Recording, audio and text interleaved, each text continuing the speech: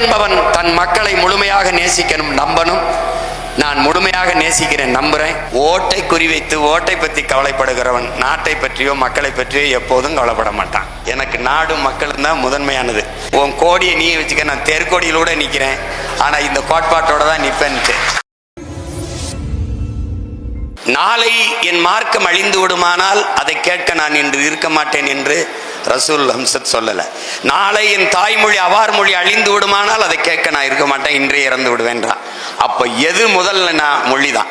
எங்க அண்ணன் பல நூறு மேடையில் பேசியிருக்காரு, ஏய் மார்க்கம் நாங்க தான் இருந்தேன், மார்க்கம் தான் எனக்கு வந்தது, உன்னே மாதிரி ஆளே வந்தவன் இல்லை, நான் ஆள் இங்க இருந்தவன். இன்னைக்கு நான் இந்துவா இருக்கேன், நாளைக்கு இஸ்லாமை ஏற்றுக்கலாம். அப்படி மாறியவன் நம்ம காலத்திலே இருக்கான், சமகாலத்தில். நீ இதெல்லாம் எங்க தாத்தா பாட்டி காலத்துல மாறி இருக்கலாம்.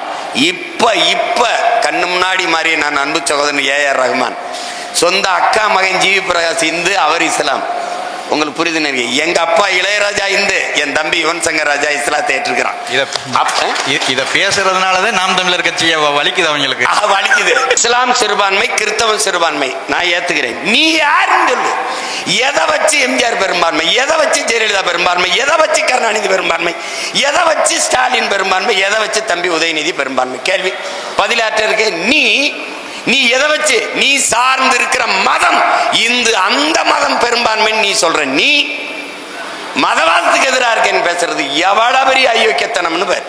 இப்ப இந்த கோட்பாட்டு அடிப்படையில் பேசும்போது இவன் வேற எதையோல கற்பிக்கிறான். இவன் பக்கத்துல இந்த கிறிஸ்தவ இஸ்லாமியர் திரண்டுட்டா 18-20 விழுக்காடு வாக்கு சீமானுக்கு போட்டா பிஜேபி வந்துடும், சீமானுக்கு போட்டா பிஜேபி வந்துடும். ஆத்திரத்துல சொன்னேன், என் வீட்டில் சுவிட்சை போட்டால் என் வீட்டில் தான் லைட் எரியும் பைத்தியக்காரப்பல, எனக்கு போட்டால் பிஜேபி எப்படா வரும்? பிஜேபிக்கு போடாதீர்கள் என்று சொல்ல உனக்கு துணிவில்லை, சீமானுக்கு போடாதீர்கள், சீமானுக்கு போட்டால் பிஜேபி வந்துடும் சொல்லி, அது நம்ம மக்களுக்கு தான் தெரியுமில்ல உங்களுக்கு, அதை நம்பிட்டு போட்டாங்க. பிறகு பி டீம்னே கட்டமைத்தார்கள். திருப்பி எனக்கு இந்த வழி தெரியல, நான் பி டீம் தான். ஏ டீம் யாருன்னு கேட்டேன். ஏ டீம் யாரு? அதான் திமுக. இப்ப விட்டுருக்காங்க, ஏன்னா நம்மளை மெயின் டீம் ஆகிட்டான். நான் படிச்சது வளர்ந்தது இளையாங்குடி புதூர்ல இருக்கிற முறை முஸ்லீம் யாருன்னு நினைக்கிறீங்க?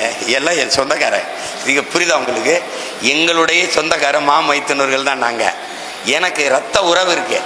அதனால ஆனாலும் அவன் என்ன நினைக்கிறான், இவனை விட்டுறக்கூடாதுன்னு நினைக்கிறான். இந்த 18 விழுக்காடு 20 விழுக்காடு அவன் எடுத்துட்டு போயிட்டான்னா அவனுடைய கோட்டை சரிஞ்சிருக்கு. அதனாலதான் நான் அந்த கோட்டையை சரிக்காம விடக்கூடாதுங்கிறதான் எங்க ஐயா சொன்னாங்க, திராவிட துரோகிகளை ஒழிக்கணும்டா அப்படின்னு.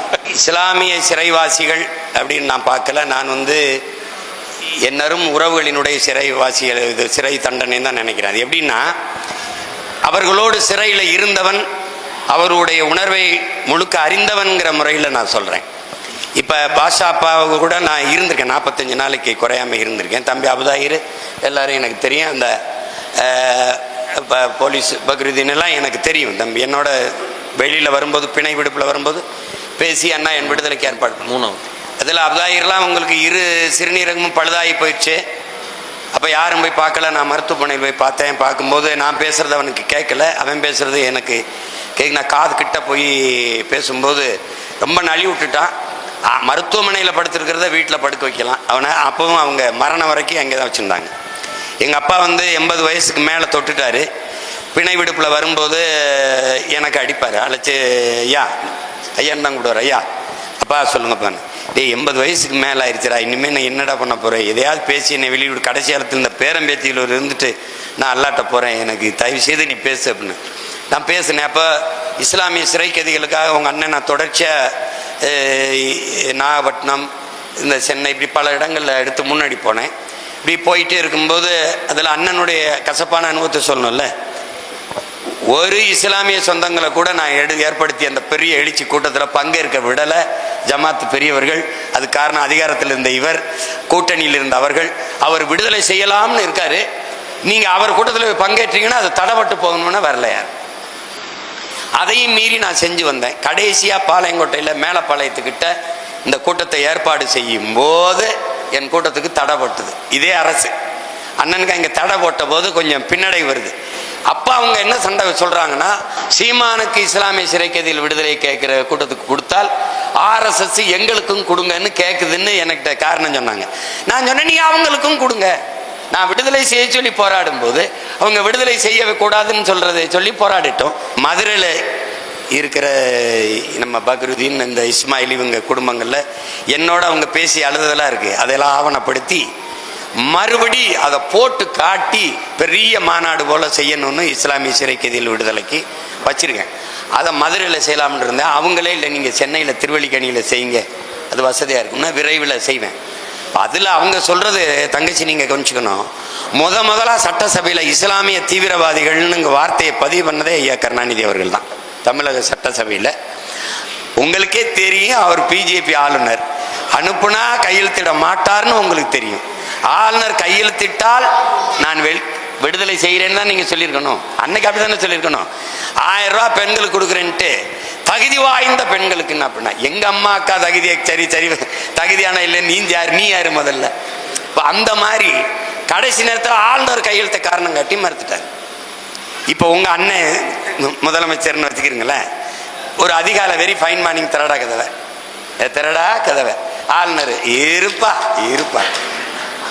மக்களால் தேர்வு செய்யப்பட்ட 8 கோடி மக்களால் தேர்வு செய்யப்பட்ட ஜனநாயக மக்களாட்சி கோட்பாட்டை ஏற்றுக்கொண்ட ஒரு நாட்டில் 8 கோடி மக்களால் தேர்வு செய்யப்பட்ட முதன்மை அமைச்சருக்கு இல்லாத அதிகாரம் ஒரு நியமன உறுப்பினர், மக்களால் தேர்வு செய்யப்படாத ஒரு நியமன உறுப்பினருக்கு இருக்குது என்றால் இது மக்களாட்சியா என்ற கேள்வியை நான் எழுப்புவேன். எவன்டையும் பதில் இருக்காது. ஓட்டை குறிவைத்து ஓட்டை பற்றி கவலைப்படுகிறவன் நாட்டை பற்றியோ மக்களை பற்றியோ எப்போதும் கவலைப்பட மாட்டான். எனக்கு உங்கள் ஓட்டும் உங்கள் தேர்தலும் வெற்றியும் 5வது 6வது பட்சம்தான். எனக்கு நாடும் மக்களும் தான் முதன்மையானது. ஒன்று உங்ககிட்ட சொல்கிறேன், நான் அதுக்காக வருந்துறேன். எனக்கு நீங்கள் சொல்லி தான் இந்த செய்தியை இப்போ தெரிய வருது, அந்த திரையிட்டு மறைச்சது அப்படின்னு. இல்லைன்னா நான் உறுதியாக கண்டிச்சிருப்பேன், நான் அது பண்ணியிருப்பேன். இப்போவாது நீங்கள் சொல்லுங்கள், இவங்களை நம்மளை திரையிட்டு மறைக்கிற கூட்டம் தான் இதுனாது நீங்கள் புரிஞ்சுக்கிறீங்க. நான் ரொம்ப ஏழ்மை வறுமையில் பக்கத்தில் இருக்கிற சிற்றூரில் பிறந்து போன மகன், பெரிய பொருளாதாரத்தில் மேம்பட்ட ஒரு குடியில் பிறந்தவன் இல்லை, எந்த பின்புலமும் இல்லை. இன்றைக்கும் சென்னையில் வாடகை வீட்டில் தான் நான் குடியிருக்கேன். ஆனால் நீங்கள் பார்த்தீங்கன்னா 500 கோடி துணை முதல்வர், வீட்டுக்கு 1000 கோடி, கட்சிக்கு 1000 கோடி, உனக்கு மத்தியில் நீங்கள் சொல்கிற ஆளுக்கு பதவி, இங்கே நீயே முதலமைச்சர், இப்படிலாம் காதில் லிட்டர் கணக்காக தேன் ஊற்றுறதுலாம் இருக்குது. அதெல்லாம் மயங்காமல் தான் இருக்கேன். எனக்கு உன் கோடியை நீ வச்சுக்க, நான் தெருக்கோடியிலூட நிற்கிறேன், ஆனால் இந்த கோட்பாட்டோட தான் நிற்பேன்ட்டு.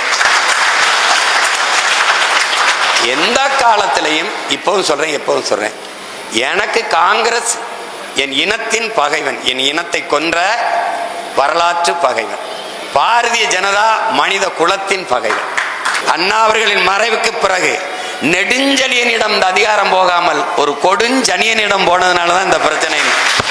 அதுல இருந்தான் பிரச்சனை. எந்த காலத்திலையும் உடன்பாடு கிடையாது. இல்லைனால் என் சின்னத்தை எடுத்துக்கொண்டு போய் மிரட்டி கூட நான் சமரசம் செஞ்சு போல. உங்களுக்கு புரியும் நினைக்கிறேன். இப்ப தனிச்சு நின்று வென்று அங்கீகரிக்கப்பட்டு அதை விட மேலான விவசாய சின்னத்தை வாங்கி வந்தா இப்ப போட்டி போட போறேன். இந்த தேர்தலில் எவனாவது தனிச்சு போட்டிடுறான்னு சொல்றானா பாருங்க. யாராவது சொல்றாங்க திமுக போடுதா, அதிமுக போடுதா, இல்லை எனக்கு பின்னாடி இப்போ வந்திருக்கான என் தம்பி விஜய், அவனாவது இல்லை நான் 234 தனிச்சு அப்படின்னு பண்றேன். கூட்டணிக்கு யாராவது வாங்க. சண்டையில தான், சாப்பாட்டுல தான் கூட்டு பொரியல். எனக்கு சண்டையில நான் தனிச்சு தான் போடுவேன். ஒரு தலைவன் என்பவன் தன் மக்களை முழுமையாக நேசிக்கணும், நம்பணும். நான் முழுமையாக நேசிக்கிறேன், நம்புறேன். அதனால நான் என் மக்களிடமிருந்து மக்களுக்காக வந்தவன். என் மக்களுக்காக தனிச்சு தான் போட்டிடுவேன். இந்த நாட்டில் எல்லோரும் என்னை சின்ன கட்சின்னு நினைக்கிறாங்க. சீமானா அது ஒரு சின்ன கட்சின்னு. நான் தான் இந்தியாவிலேயே பெரிய கட்சி. 234 தனிச்சு போட்டியிடுகிற கட்சி. இங்க பெரிய கட்சின்னு சொல்லி கொண்டிருக்கிற உதயசூரியன் சின்னம் 234 பெட்டியிலே இருக்காது. ரெட்டலைங்கிற சின்னம் 234 பெட்டியிலே இருக்காது. தாமரை 234 பெட்டியில இருக்காது. கை சின்னம் இருக்காது. ஒரே ஒரு சின்னம் மட்டும்தான் 234 பெட்டியிலையும் இருக்கும். அது எங்க சின்னம் மட்டும்தான் இருக்கும். இதுல இதுவரைக்கும் என் சின்னத்தை 7வது வெட்டியில வைப்பானா, 4வது வெட்டியில வைப்பானா, 8வது வெட்டியில வைப்பானான்னு தெரியாது. இப்ப அவனால வழியே கிடையாது, முதல் பெட்டியில என் சின்னத்தை வச்சே தீரணும். என் தம்பியை சொல்லியிருப்பாங்க, தேர்தல் ஆணையர் நாம் தமிழர் கட்சிக்கான சந்திப்பு தலைமை தேர்தல் ஆணையரே வந்துட்டாராம். வந்துட்டு எங்க சீமான் வரலையான்னு கேட்டிருக்காப்ல. இல்லை அவர் வரலாம். ஐயோ அப்படியா, நான் அவரோட ஒரு காஃபி சாப்பிடலான்னு ஆசைப்பட்டேன் அப்படின்னு நான் முன்னெடுத்த மாடுகளின் மாநாடு, மரங்களின் மாநாடையெல்லாம் அவர் ரொம்ப வாழ்த்தி பேசிட்டு அவர் ஒரே சுற்றுப்பயணத்திற்கு டூரில் இருக்காருன்னு, எங்களை பார்க்க ஒரு டூரை போடக்கூடாதா அப்படின்னு நான் போகணும்னு இருக்கேன். இப்போ போவேன். ஏன்னா அந்த அளவிற்கு நம்ம போராடி இப்போ ஒரு இடத்துக்கு வந்திருக்கோம். இப்போ நான் தோற்று போயிட்டேன், ஒரு தடவை வெல்லலை. அதனால ஏதாவது பாதிப்பு இருக்குன்னு நினைக்கிறீங்களா? இங்கே ஏர்போர்ட் வருது, எங்கள் வாழ்விடங்களை பறிக்கிறான், தடுன்னு எம்எல்ஏட்ட கொடுக்கல, அமைச்சர்கிட்ட கொடுக்கல, எம்பிகிட்ட கொடுக்கல, எனக்கிட்ட தான் கொடுக்குறாங்க. இளம் குருமார்கள் நம்ம தம்பிகள், தந்தை மகன் தூய ஆவி என்று பரலோகத்திற்கு எங்கள் தந்தையேன்னு இல்லாமல் விண்ணுலகில் இருக்கும் என் தந்தையே உடைய ராஜ்யம்ங்கிறதெல்லாம் மாற்றி உடைய அரசுன்னு மாற்றிட்டான். அது மாதிரி அப்ப நான் என்ன சொன்னேன், பெத்தலகேமில் பிறந்த இயேசுக்கு என் மொழி புரியுது, தமிழ் இறைவன் முருகனுக்கு தமிழ்ல மந்திரம் சொன்னா புரியாதான்னு சண்டை போட்டேன். அதுக்காக பேசுறேன் ஒழிய நீ தமிழ் சமயம் தமிழ் இறைக்கு முன்னாடி ஏன் தமிழ்ல சொல்லலைங்கிறதா என்னோட சண்டை. திரும்ப திரும்ப சொல்றேன், பாரதிய ஜனதா காங்கிரஸ், திமுக, அதிமுக கொடிகளில் வண்ணம் மாறும், கொள்கையில் எண்ணம் மாறாது. Party change, no policy change. போட்டு குழப்பிக்காத, ரெண்டா பயலா யோக்கிய பய. இந்த நாட்டிலே தமிழ் தேசிய மக்கள் பெருத்து வாழ்கிற இந்த நாட்டிலே இருக்கிற பலாயிரக்கணக்கான பிரச்சனையை தந்தவன் எவன்? ஒன்னு காங்கிரஸ், பாரதிய ஜனதா. அவன் திணித்த போது கைகட்டி வேடிக்கை பார்த்த அனுமதித்தவன் எவன்? திமுக, அதிமுக. இந்த 4 பேரை தாண்டி எனக்கு இந்த நாட்டில் பிரச்சனை வந்ததுன்னு யாராவது சொல். என்னுடைய பேரன்பும் நன்றி. தமிழ் தேசிய இஸ்லாமிய கூட்டமைப்பு மறுபடியும் இன்னொரு நல்ல சூழல்ல சந்திப்போம்.